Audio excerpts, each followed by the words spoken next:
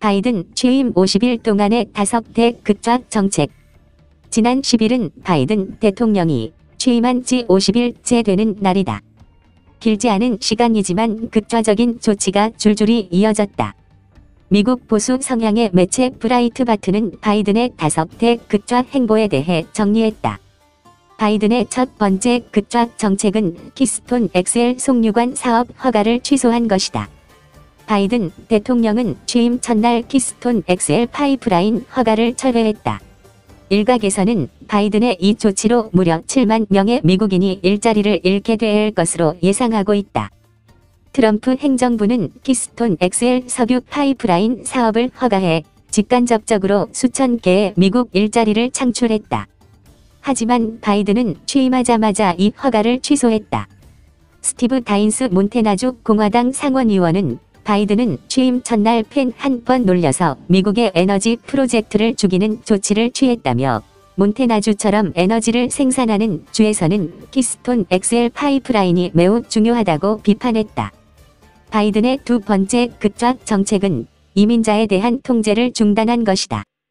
트럼프 전 대통령은 2020년 3월 멕시코 대기 리메인 인 멕시코 정책을 실시해 불법 이민자들의 미국 입국을 효과적으로 차단했다. 하지만 바이든은 성명에서 도널드 트럼프의 멕시코 대기 정책은 위험하고 비인도적이라며 내 행정부는 그것을 끝낼 것이라고 했다. 그는 그의 첫 행정명령 중 하나로 멕시코 잔류 정책을 중단했다. 브라이트바트는 바이든의 이 극좌 정책하에 이미 25,600명의 불법 이민자가 미국으로 유입됐고 불과 2개월 동안 10만 명에 가까운 불법 입국자를 체포했다고 밝혔다. 로버트 제이콥슨 미 남북 국경지역 국가안보회 NSC 코디네이터는 10일 폭스뉴스에 트럼프의 강경한 정책이 불법 이민을 저지했다며 바이든의 정책은 불법 이민을 부추기고 대량 불법 이민을 만들어냈다고 털어놓았다. 바이든의 세 번째 극좌 정책은 세계보건기구 WHO 복귀한 것이다. WHO는 중공과 결탁해 중공 폐렴 실상을 은폐함으로써 미국에 큰 타격을 입혔다. 그래서 트럼프 행정부는 2020년 7월 미국인의 세금을 이런 기구에 허비할 수 없다며 WHO 탈퇴를 선언했다. 하지만 바이든은 취임 첫날 WHO 복귀를 선언했고 또 WHO에 이어 $1 이상의 자금 지원을 선언했다. 바이든은 3천만 명에 가까운 미국인이 중공 바이러스, 신종 코로나 바이러스에 감염됐고 54만 2,191명이 사망한 사실을 알지 못했을까? 바이든의 네 번째 극좌 정책은 파리기후 변화 협약에 재가입한 것이다.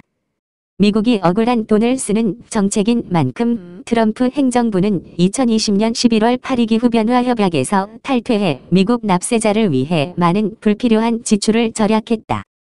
하지만 바이든은 취임 첫날 이 협약에 다시 가입해 오바마 행정부의 돈 뿌리기가 돌아왔다. 바이든의 다섯 번째 극좌 정책은 불법 체류자 추방을 중단한 것이다. 2020년 대선 캠페인 내내 바이든은 불법 체류자들이 중죄로 유죄의 판결을 받을 때까지 추방되지 않도록 하겠다고 약속했다. 이민세관 단속국 ICE의 메모에서 바이든은 세관 단속 요원들에게 최근 유죄의 판결을 받은 흉악범이 아닌 한 불법 체류 외국인들을 추방하는 것을 금지했다. 그는 또 이 시행령을 따르지 않으면 단속 요원을 체포할 것이라고도 했다.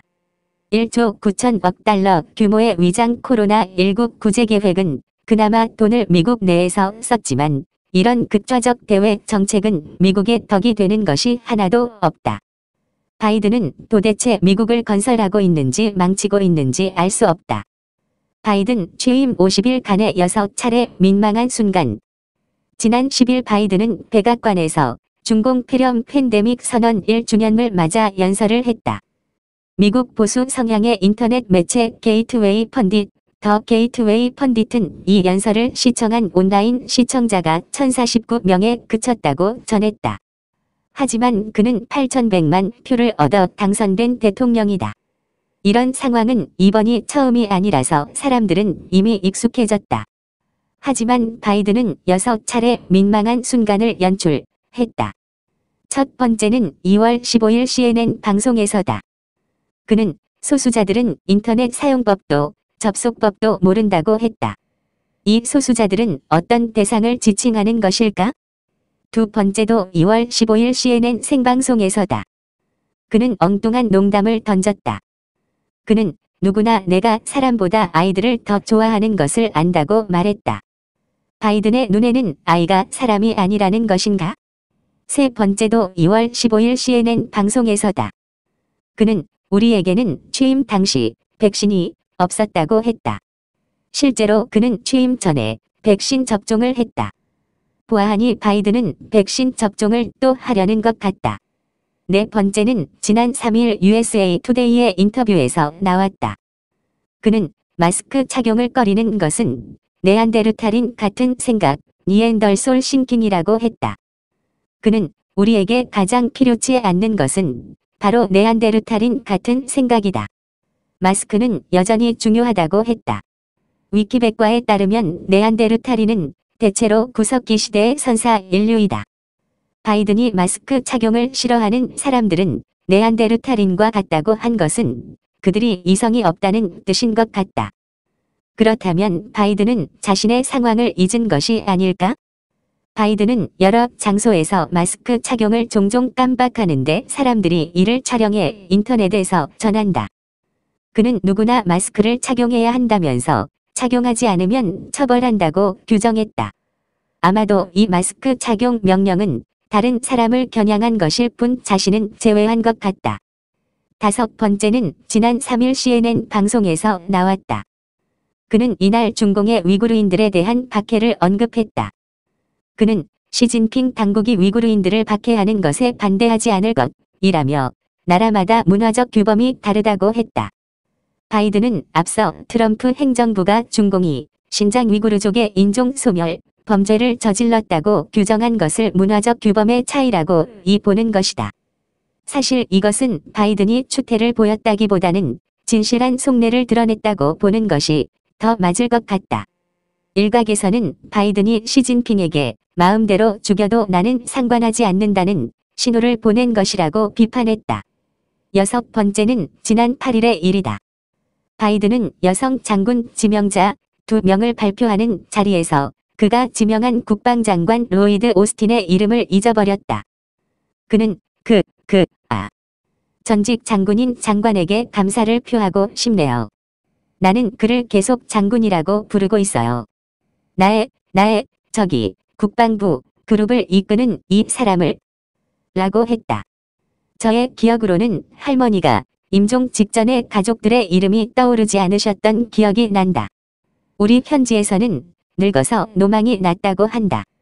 이 기사는 저자의 견해를 나타내며 에포크 타임스의 편집 방향성과 일치하지 않을 수도 있습니다.